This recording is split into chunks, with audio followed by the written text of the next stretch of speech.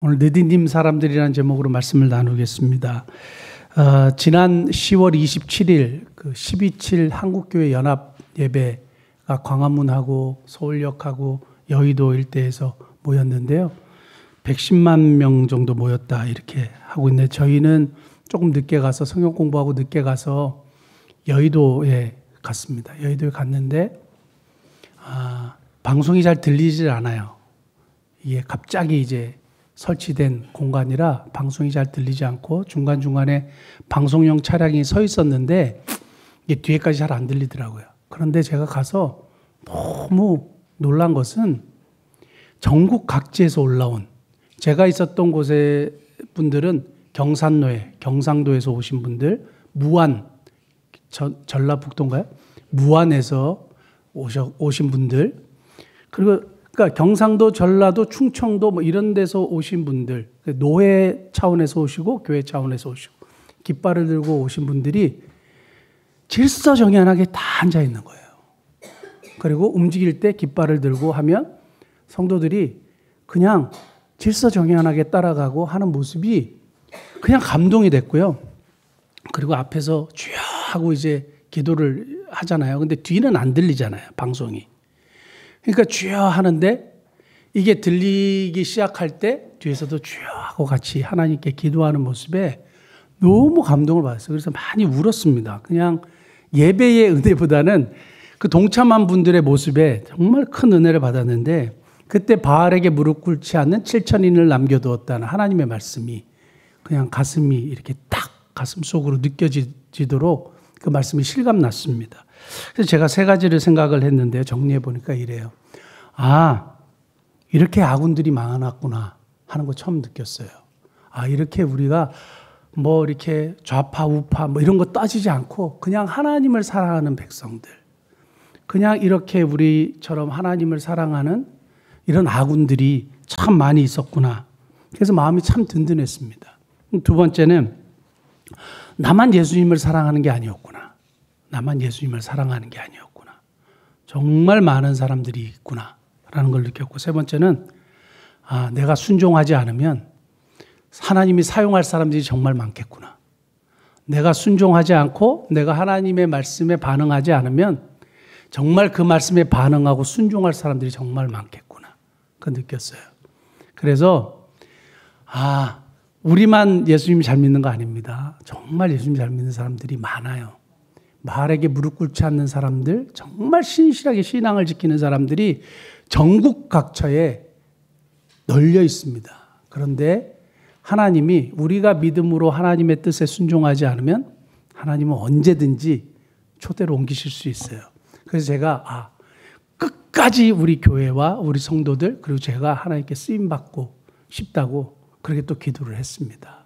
사랑하는 성도 여러분, 우리가 정말 나만 예수님 사랑하는 게 아니고 정말 우리 주위에 이 세상에 정말 아군들이 많다는 거 기억하시고, 그리고 내가 순종하지 않으면 하나님이 언제든지 사용하실 수 있는 사람들이 많다는 거 기억하시면서 우리 하나님의 뜻에 순종해 나가는 저와 여러분 되기를 원합니다. 항상 하나님의 역사는 정말 그분들이 거기에서 신앙생활을 하는지 그냥 생각으로 알았지 진짜 현장에서 보니까 너무 감동이 되더라고요.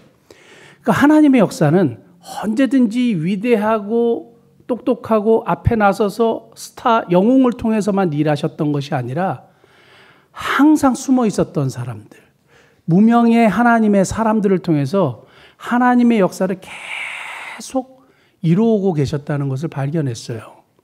오늘 성경에도 그러한 인물들에 대해서 이야기하고 있는데 그중에 특별하게 많이 알려지지 않은 무명의 사람들, 그러나 하나님의 역사가 이분들을 통해서 이루어지고 있었다는 것, 여러분들과 함께 나누기를 원합니다. 오늘 본문 말씀이 느디님 사람들이 등장하는데요. 이 사람들, 느디님이라는 뜻은 주어진 사람들, 드려진 사람들 이런 뜻이에요. 주어진 사람들, 드려진 사람들 이런 뜻인데 간단하게 설명하면 이렇습니다. 남유다가 범죄해가지고 바빌론에게 패망을 했어요. 586년에. 그래서 포로로 잡혀갑니다. 그러면서 하나님께서 뭐라고 예레미야에게 말씀하시냐면 70년 후에 돌아올 것이다. 이렇게 얘기합니다. 패망해서 포로로 다 잡혀갔습니다. 어디로? 바벨론으로 잡혀갔어요. 근데 그때 이제 정권이 또 바뀌죠. 바벨론에서 페르시아로 이렇게 바뀌었습니다. 그러면 포로로 잡혀갔던 그 사람들이 바벨론에 가가지고 물론 나라가 바뀌었지만 거기서 뭘 하느냐? 거기서 이제 정착하면서 하는 거예요. 자식을 놓고 그리고 선조는 죽고 그다음에 그 자식들이 또 살다가 하나님이 약속하신 바벨론 고향으로 돌아가라는 명령이 없기 전까지는 계속 거기서 사는 거예요. 그런데 어느 날 하나님의 약속하신 때가 돼가지고 우리 고향으로 돌아가게 됐다 하니까 사람들이 모였어요. 근데 5만 명밖에 안 모였어요. 그래서 1차가 5만 명이 돌아옵니다. 그때 스룹바벨이라는 사람이 대장으로 해서 이렇게 돌아옵니다. 1차 포로 귀환이라 그래요. 돌아와요. 그러고 나서 약 한 80년 후가 지났어요. 또 시간이 또 지났습니다. 2차 포로 귀환. 2차 포로 귀환이 나오는데 그때가 에스라라는 오늘 본문의 학사 겸 제사장 에스라를 중심으로 해서 제사장과 레위인들과 이런 성전을 세우기 원하는 사람들이 모였어요. 이게 1773명이 모였다 그랬어요. 1773명이 모였는데 거기에 가족들하고 뭐 딸린 식구들하고 이렇게 하면 5,000명, 7,000명, 누구는 10,000명 그래서 그냥 대충 10,000명 정도 2차 포로귀환 때 모였는데 오늘 그 얘기예요. 그래가지고 어느 강가에 딱 모였는데 한 무리가 빠진 거예요. 지금 예루살렘으로 돌아가려고 하는 이유는 뭐냐? 성전을 세우기 위해서. 이스라엘 민족들, 유대 민족들은 하나님의 성전 중심으로 여호와 신앙으로 나라를 세우는 그래서 그것을 통해서 하나님의 뜻을 이 땅 가운데 이루도록 선택받은 민족이라고 생각을 했고 그렇거든요. 그러면 뭘 해야 되냐면 성전을 세우기 위해서 누가 필요했느냐? 레위인이 필요한 거예요. 근데 보니까 레위인이 없어요. 한 사람도 오지 않았어요. 이게 어떻게 된 거야? 우리가 지금 성전을 세우러 고향으로 돌아가는데 레위인이 없으면 어떻게 해? 레위인을 찾아야 되지 않겠어? 했을 때 누구에게 부탁하느냐 하면 아까 제가 한번 자세히 읽어보라고 했잖아요. 잇도와 그의 형제 느디님 사람들 이렇게 되어 있습니다. 족장으로 불리는 느디님 사람들의 족장 잇도하고 느디님 사람들에게 레위인을 좀 불러와 주세요. 이렇게 이제 부탁을 했습니다. 근데 이 느디님 사람들이 누구냐? 성전의 노예들이었어요.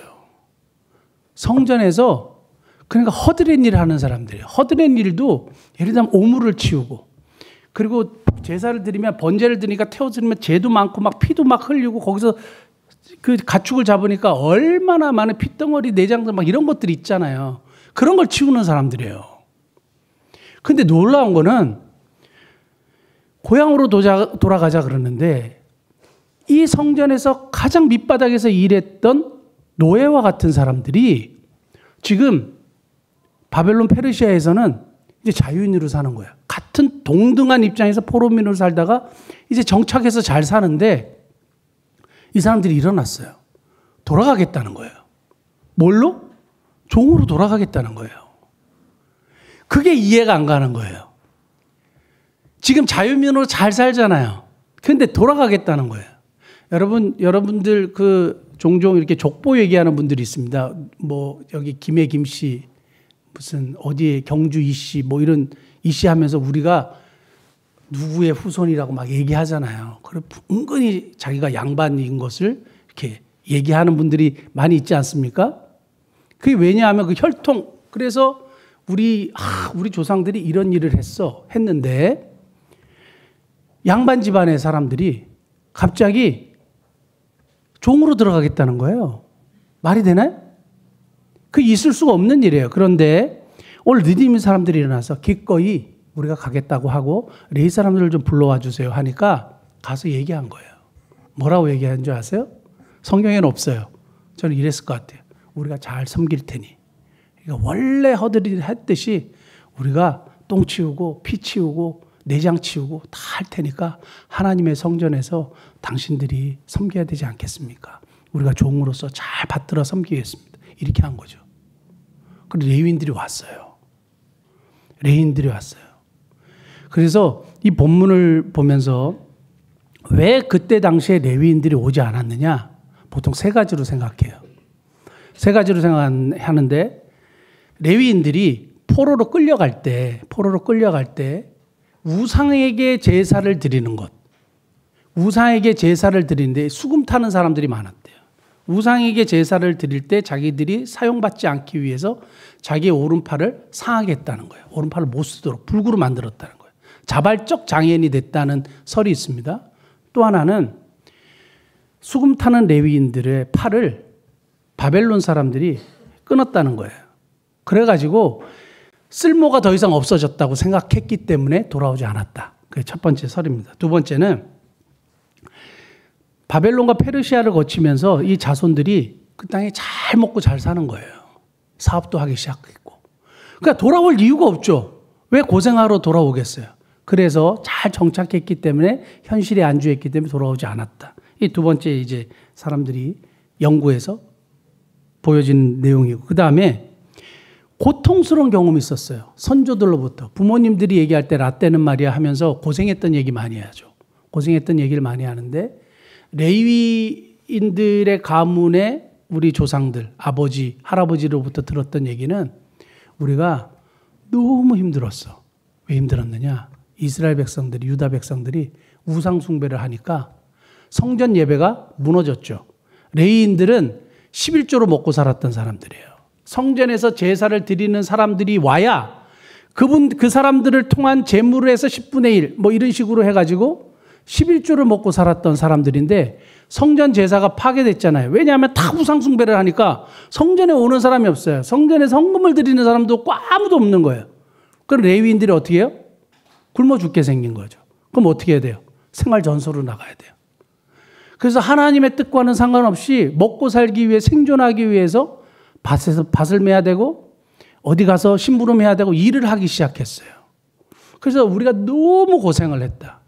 그 얘기를 선배로부터 듣고 아버지로부터 듣고 할아버지로부터 들으니까 이제 바벨론과 페르시아에서 잘 먹고 잘 살았거든요. 돌아올 이유가 없는 거죠. 또 고생하려고? 우리 민족들이 약간 이렇게 우상 숭배하는데 이렇게 마음이 가기 때문에 우리가 돌아갈 수가 없어. 이렇게 이제 생각하게 되는 거죠. 그래서 보통 이 세 가지로 봅니다. 자발적 이 장애를 가졌다거나 또 현실에서 너무 잘 살고 있는데 굳이 돌아갈 이유가 없어요. 그래 레인이 안 온 거예요. 그런데 설득당했습니다. 하나님이 도우셨고 누가 설득했느냐? 느디님 사람들이 설득했어요. 근데 느디님 사람들이 뭐 하는 사람들이었느냐? 레위인들을 수종드는 사람들이에요. 물 갖고 와? 네. 저 갖고 와? 네. 목다? 네. 내장 치워? 네. 이런 사람들이란 말이에요. 근데 이 사람들이 먼저 가겠다고 나선 거예요. 도대체 이게 어떻게 가능할까? 성전의 바벨론 포로 이후의 성전의 제사는 사실은 느디님 사람들 때문에 다시 살아난 겁니다. 이렇게 밑에서 섬기는 사람들이 없으면 성전 제사가 제대로 됐을까요? 앞에서 다 이렇게 차려놓은 밥상에 나와가지고 예배 드립시다. 뭐 이런 사람들만 있었다면 되겠습니까? 안 되는 거예요. 그래서 뒤에서 섬기고 수종드는 사람들이 있어야 되는데 이 느디님 사람들은 자발적으로 하겠다고 나서게 됩니다. 그래서 이 사람들이 와가지고 섬기는데 이 느디님 사람들은 이방 민족이에요. 이방 민족이에요. 또 이방 민족이래요. 유대 민족도 아니야. 이방 민족이래요. 그런데 어떻게 이렇게 할 수 있었을까요? 이 느디님 사람들의 그 원류가 도대체 어디서부터 왔느냐 할 때 여러분 그 여호수아 9장에 보면 원래 멸망당할 족속 중에 기브온 족속이라고 있어요. 그 기브온 족속이 거짓말을 합니다. 누구에게? 여호수아에게. 그래서 우리가 먼 곳에서부터 왔다고 하면서 이렇게 변장을 해가지고 와가지고 우리를 살려달라고 얘기를 했습니다. 근데 막상 여호수아가 전쟁을 하러 보니까 가까운 데 있었던 사람들이에요. 그래서 그 사람들을 살려줍니다. 여호와 이름을 맹세했다고 해가지고. 결국에는 이 기브온 족속이 이렇게 어디로 들어오냐 하면 유대 민족으로 이스라엘 백성으로 편입이 돼요. 그리고 여호수아가 뭘 시켰느냐 하면 성전에서 수종드는 자로, 물 길는 자로, 노동하는 자로 삼았어요. 그래서 기브온 족속이 첫 번째고 두 번째는 민수기에 보면 이스라엘 백성들이 전투를 하잖아요. 그럼 포로로 잡혀오는 사람들 있잖아요. 그 포로로 잡혀오는 사람들이 느디님 사람들이에요. 그러니까 포로로 잡혀왔든지 이 기브온 족속이든지 다 이방 족속이에요. 그런데 그러면 포로로 잡혀와가지고 이스라엘 백성이 여기서 그냥 막 허드렛 일을 했잖아요. 그러면 바벨론으로 막 다 잡혀갔을 때 드디어 자유다. 우리 고향으로 돌아가자. 우리나라를 새롭게 하자. 아니면 우리 민족끼리 잘 살아보자. 이럴 수 있는데 이 사람들이 다시 여호와의 성전을 짓는다는데 거기 허드렛 일을 하고 오겠다는 거예요. 도대체 이게 어떻게 가능했느냐. 제가 쭉 보면서 확실한 게 하나 있더라고요. 그게 뭐냐면 계승된 신앙이에요. 첫 번째는 계승된 신앙이에요. 부모가 너 언젠가는 하나님이 약속하셔서 돌아가게 될 텐데 돌아가라. 그 부모의 유지라고 하잖아요. 돌아가라. 근데 돌아간다고 해갖고 돌아가겠어요? 제가 이걸 계산해 보니까 약 150년이 지났어요. 제가 이제 미국에서 살 때 미국에 2세들 있지 않습니까? 2세들. 여러분 혹시 흑백 요리사 보셨어요? 흑백 요리사. 흑백 요리사 에드워드 리라는 뭐 백악관 뭐 셰프라는 그분이 어떻게 보면 1.5세 2세잖아요. 근데 한국어보다 영어를 훨씬 더 잘하잖아요. 완전히 미국 사람처럼 말하고 행동하고 그래서 자기 정체성이 혼란이 있었다고 인터뷰하는 걸 제가 들었거든요. 정체성이 혼란이 있어요. 1.5세 2세만 돼도 헷갈려요. 그런데 제가 그 부모님들을 보니까 한국에 대해서 확실하게 가르치는 분들은 자녀들이 한국말도 잘해요. 그리고 한국에 대해서 관심이 있어요. 그런데 전혀 아무 생각이 없는 부모님들 밑에서 자란 분들은 죄송하지만 전혀 한국말 못해요. 영어만 해요. 보세요. 그러니까 외국에서 지내면 자손들이 어떻게 됩니까? 그 나라의 문화에 그냥 젖어듭니다. 그리고 거기서 삶을 살게 됩니다. 정체성의 혼란이 있지만 시간이 지나면서 그냥 그 나라 사람이 되는 거예요. 근데 150년이 지났어요. 한 세대를 30년, 40년으로 보면 4, 5세대예요. 2세대도 아니고 3세대도 아니고 거의 4, 5세대예요. 그런데 일어나서 가겠다는 거예요. 한 번도 해본 적이 없어요, 자기들은. 근데 가겠다는 거예요. 왜 그랬을까요? 부모로부터 들었던 하나님. 부모로부터 들었던 성전 제사. 그때 임재하셨던 하나님의 역사. 그 자기들도 경험하고 싶었던 거겠죠. 그리고 그 신앙 가지고 돌아가는 거예요. 그리고 그 신앙 가지고 레위인들을 설득하는 거예요. 나는 한 번도 그런 일을 해본 적이 없지만 내가 하겠습니다. 같이 가주십시오. 하게 된 겁니다. 계승된 신앙이요. 저는 우리 자녀들에게 절대 포기하지 않는 것, 절대 타협하지 않은 거 있는데 그게 주일 예배예요. 다른 거는 다 되는데 주일 예배는 절대 타협하지 않아요. 수험생이었든지 내일 큰 시험이 있든지 뭐 나라의 시험이 있든지 상관없어요. 예배를 드려야 돼요. 예배를. 하나님이 모든 것을 주관하신다고 믿으면 여러분 뭘 선택하시게요? 진짜. 근데 그렇게 믿는다고 말은 해놓고 어떻게 해요? 아이들 시험장으로 보내고 주일날 학원에 보내고 하나님이 그 자녀들을 책임지신다고 고백하면서 어떻게 그렇게 할 수 있냐 이거예요. 절대 포기하지 않아요. 그리고 이번에도 저희가 이제 필리핀에 그 선교여행 가잖아요. 선교여행 가는데 저희 자녀들 다 데리고 가거든요. 셋 다. 근데 비용이 만만치 않아요. 저희가 감당하기 만만치 않아요. 근데 카드를 긁어요. 투자하는 거예요. 여러분들의 자녀와 여러분들의 손주를 위해서 여러분 얼마나 쓰는지 한번 보십시오. 용돈 주는 거 말고, 이뻐가지고 뭐 사주는 거 말고, 장난감 사주는 거 말고, 신앙을 위해서 해주는 것 뭐가 있는지 한번 보세요. 진짜 이 아이가 하나님을 경외하고 예수님을 믿도록 하기 위해서 하는 것 뭐가 있는지 한번 보세요. 거의 없어요. 장난감 사주고 뭐 좋은 거 사주고 하는데 이 아이가 정말 하나님을 경외하고 예수님을 믿도록 하기 위해서 투자하지 않아요. 저는 지난번에 우리 그 목미 축제할 때 이성미 집사님 모셔가지고 되게 한 가지 감동을 받은 게 하나 있어요. 그래서 이분 참 훌륭하다고 생각했던 게 하나 있어요. 여러분들 동일하게 느끼셨는지 모르지만 자기 자녀를 위해서 다 학원 보내고 하는데 전도사님에게 부탁해서 아이들 성경 공부시켰대요. 그리고 아르바이트비를 드렸대요. 비용을 지불하고 학원에 보내는 대신 성경 공부시킨 거예요. 쉽지 않은 일입니다. 근데 진짜 투자하는 거예요. 왜요? 이게 진짜 중요하니까. 중요하니까 투자하는 거예요. 손주들 그렇게 사랑하고 좋아하시죠? 그러면 하나님을 경외하는 손주들로 만드셔야지. 자녀들이 그렇게 소중하죠. 그러면 절대 하나님을 떠나서는 살 수 없다는 것을 가르쳐야 돼. 투자해야 돼요. 계승된 신앙이 아니었으면 믿음 있는 사람들이 내가 굳이 종이 되겠습니다. 어떻게 돌아올 수 있냔 말이에요. 부모로부터 완전한 신앙교육을 확실하게 받았던 믿음 사람들이 돌아왔습니다. 또 하나는 그렇다고 해서 부모님이 아무리 신앙을 얘기했다고 해서 그게 가능합니까? 안 되죠. 그런데 어떻게 그렇게 됐을까요? 부모의 신앙을 물려받았던 이 사람들이 두 번째는 하나님의 백성된 은혜를 발견했기 때문이에요. 자기들이 부모도 그랬지만 자유인으로 살 수 있잖아요. 포로로 갔으면. 그런데 내가 이방인이었고 내가 진짜 아무것도 아닌 존재였는데 내가 어느 날 포로로 잡혀와서 여호와의 신앙, 하나님을 섬기는 성전에서 있다 보니까 성전에 임재하시는 하나님의 영광, 진짜 하나님이 살아계시구나.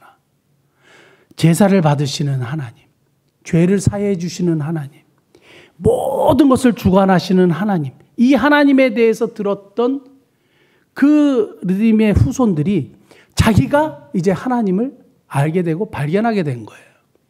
분명히 바벨론이나 페르시아 이렇게 바뀌면서 그 안에서 하나님에 대한 신앙적인 체험이 없으면 어떻게 이렇게 돌아오겠다고 스스로 나설 수 있었겠습니까? 지난번에 우리 교인들하고 양화진 다녀왔잖아요. 양화진 다녀왔는데 이번에 제가 아주 감동을 받았던 한 선교사님이 있습니다. 그전에는 그냥 지나쳤는데 이 선교사님이 이렇게 설명을 이렇게 써놓은 그 패가 있어요. 그런데 거기에 이런 내용이 있었습니다. 자신의 사역이 참 보잘것없었지만 그것이 모두 예수님을 위한 것이었습니다. 자신이 한 것이 참 보잘것없는 사역이었지만 예수님을 위한 것이었습니다. 그리고 그의 묘비에 뭐라고 쓰여 있었냐면 하나님의 아들이 나를 사랑하시고 나를 위하여 자신을 주셨습니다. 이렇게 쓰여 있어요. 하나님의 아들이 나를 사랑하시고 나를 위해 자신을 주셨습니다. 이게 신앙 고백을 가지고 왔는데 이분이 누구냐 하면 존 헤론 선교사님이에요. 알려지지 않았어요. 그런데 이분이 원래 북장로교회 최초의 선교사님으로 파송을 받았어요. 언더우드보다 먼저. 그런데 그때 갑신정변이 일어나가지고 한국에 이게 늦춰져갖고 언더우드보다 두 달 늦게 한국에 입국했는데요. 이분이 테니시 의과대학에 수석으로 졸업했어요.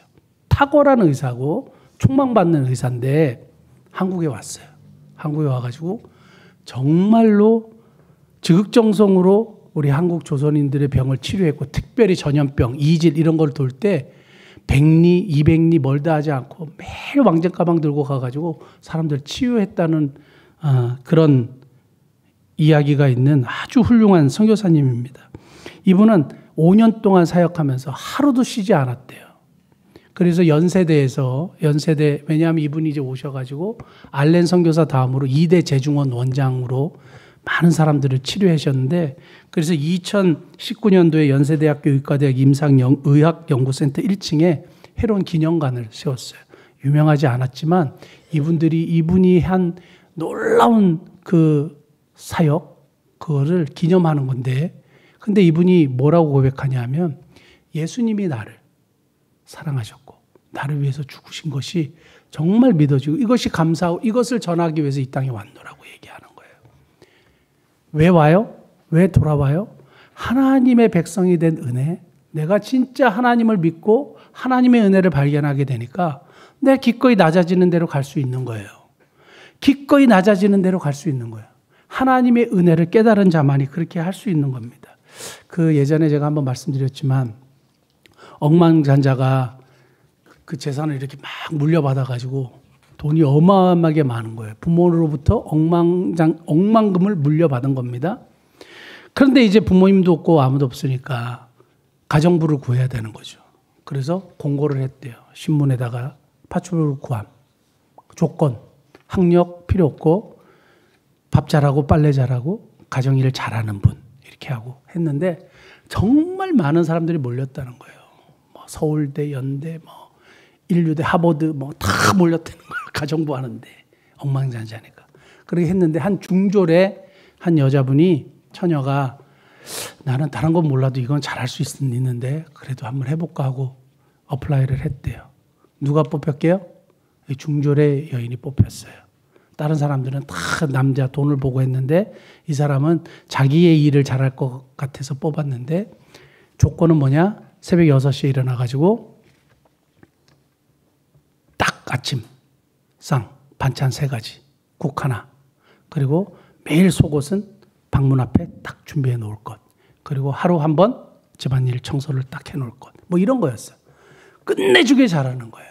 끝내주게 잘하는 거예요. 밥 반찬 항상 다른 걸로 3가지 딱 밥국 국 하나 이렇게 딱 잘한 거예요. 너무 잘하니까 남자가 너무너무 좋은 거예요. 그리고 처녀를 보니까 그렇게 뭐 외모가 나쁘지도 않고 근데 너무 성실한 거예요. 2년 동안 있다가 안 되겠다 하고 그 억만장자 그 사람이 그 가정부에게 프로포즈 했어요. 나도 젊고 아내가 필요하고 그리고 내가 당신을 보니까 당신이 너무 좋고 사랑하는 마음이 생겼다고 나랑 결혼해달라고. 그러니까 처음에 가정부가 뭐야 놀리는 줄 알은 거죠. 자기를 기만하는 줄 알았어요. 근데 나중에 진심인 걸 알고 결혼을 했어요. 결혼하니까 어떻게 됐어요? 매일 수돗물로 밥을 하던 것을 이래서 되겠나? 그래서 새벽 5시에 일어나가지고 뒷산에 올라가고 약수물을 떠다가 사랑하는 남편, 나를 이렇게 사랑해주는 남편을 위해서 밥을 짓기 시작한 거예요. 반찬 3가지였죠. 계약 사항에 따르면. 3가지가 뭐예요? 5가지, 6가지, 7가지. 좋은 국, 몸에 좋은 거, 그리고 보약도 해먹이고. 시켜서 그렇게 했어요? 옛날에는 계약 때문에 그렇게 했고 지금은 배우지도 못하고 잘나지도 못한 나를 너무 사랑해주고 구제해준 남편이 너무너무 고마워서 자발적으로 너무 감사하고 고마워서 이걸 뭐라 그러냐면 은혜의 최대치라 그래요. 나에게 베풀어준 은혜가 너무 감사해서 내가 자발적으로 최선을 다하는 거예요. 그러니까 느디님 사람들이 하나님의 백성으로 나를 받아주셨다는 것이 너무 감사해서 돌아왔다라는 것이 확실하게 느껴집니다. 마지막 3번째는 왜 돌아왔느냐? 삶의 목적과 의미가 그 일에 있었기 때문이에요. 다시요. 삶의 의미와 목적이 그 일에 있었기 때문이에요. 가만히 보니까 열심히 살았어요. 바벨론과 페르시아를 거치면서 열심히 일을 하고 사업도 하고 돈도 벌고 이렇게 살았는데 뭐 하는 거지? 여러분 그런 생각 안 듭니까? 열심히 일하고 뭐 자녀들도 보고 뭐 사업도 하고 일도 하는데 내가 지금 뭐 하고 있지? 여러분 삶의 의미와 목적이 없으면 항상 뭐 하고 있지? 내가 이래도 되나? 이런 생각 항상 하게 됩니다. 특히 젊은 사람들 더 그렇습니다. 그런데 느디님 사람들이 돌아왔던 이유는 저는 딱 이거 같아요. 삶의 목적과 의미가 그 일에 있었고 그것을 부모로부터 들었고 선조로부터 들었는데 여러분 그 위로 올라가면 행복해질 것 같죠? The Power of Meaning이라는 책에 보면 그 책을 쓴 그 저자의 이야기에 의하면 사람들은 행복을 찾기 위해서 정말 많은 것을 가지려고 하고 많은 것을 누리려고 하고 많은 것을 시도해 본대요. 좋은 차를 타보기도 하고 좋은 집에 살아보기도 하고 그래서 그것을 열심히 추구한대요. 근데 모든 사람들의 공통점이 뭐냐? 거기서 행복하지 않다는 걸 발견하게 된 거예요. 거기서는 절대 행복하지 않다는 걸 발견하게 되는 거예요. 그래서 리서치를 쭉 해봤어요. 리서치를 쭉 해보니까 사람들이 행복해지려고 많은 걸 하지만 절대 행복을 추구해갖고 행복을 찾은 사람은 한 사람도 없다는 거예요. 그럼 뭐에서 행복을 사람들이 찾았고 만족을 찾았느냐? 의미를 찾았을 때, 삶의 의미를 찾았을 때, 자기 하는 일을 통해서 삶의 목적과 의미를 찾았을 때 사람들이 행복해지더라 이거예요. 사랑하는 성도 여러분, 여러분들은 여러분들의 일에 의미를 부여하고 또 의미를 느끼시고 가치가 있다고 생각하세요. 근데 똑같은 일을 해도 내가 왜 일을 하는지, 내가 왜 돈을 버는지, 무엇을 위해서 살아가는지가 분명하지 않으면 항상 이런 문제에 빠집니다. 내가 왜 이거 뭐 하고 있지? 이거 해서 뭐 하지? 이거예요. 그런데 여러분들의 생각과 삶이 하나님의 나라와 그 일을 구하는 삶이면 그 일이 의미가 있죠. 성경에 코피가 터졌다 이렇게 생각하십시오. 코피가 터지도록 일해요. 코피아노라는 헬라어 단어가 있어요. 그 일한다는 거거든요. 그럼 뭘 위해서 일해요? 생존을 위해서 일해요. 그냥 먹고 살기 위해서, 잘 먹고 잘 살기 위해서 일하는 걸 코피아노라 그래요. 그런데 에르곤이라는 또 다른 단어, 일한다는 단어가 있어요. 그건 뭐예요? 같은 일을 하는데 뭘 향해서? 하나님의 나라와 그 일을 위해서, 하나님의 뜻을 위해서, 하나님께 영광을 돌리는 일을 위해서. 근데 똑같은 일을 하는데 그래요. 똑같이 손주를 보고 똑같이 부동산 일을 하고 똑같이 사업을 하고 똑같이 군대 일을 하는데도 거기에 삶의 목적과 의미가 있어요. 저는 우리 진짜 자녀들을 위해서 기도할 때 뭘 위해서 기도하는지 아세요? 얘네들이 진짜 삶의 의미와 목적을 깨닫게 해달라고. 저는 우리 수험생 유나를 위해서도 그렇게 기도해요. 대학 꼭 합격하게 해주십시오. 합격해서 뭘 하게 해요? 삶의 의미와 목적을 찾지 않으면 대학교를 졸업하고 대기업에 취업하고 뭘 해도 삶의 의미를 깨닫지 못하면 공허하고 행복하지 않아요. 목적과 의미를 찾으셔야 됩니다. 지금부터라도 사랑하는 성도 여러분, 삶의 목적과 의미를 찾으실 수 있기를 바랍니다. 왜 오물을 치우고 하는 일에 기꺼이 헌신을 할 수 있었느냐? 삶의 의미와 목적이 거기에 있었기 때문입니다. 사랑하는 성도 여러분, 저와 여러분들의 삶이 정말 하나님이 기뻐하시고 원하시는 그런 삶의 목적과 의미를 찾아서 그런 복되고 의미 있고 가치 있는 삶을 살아가시는 저와 여러분들이 될 수 있기를 예수님이 축복합니다. 기도하시겠습니다.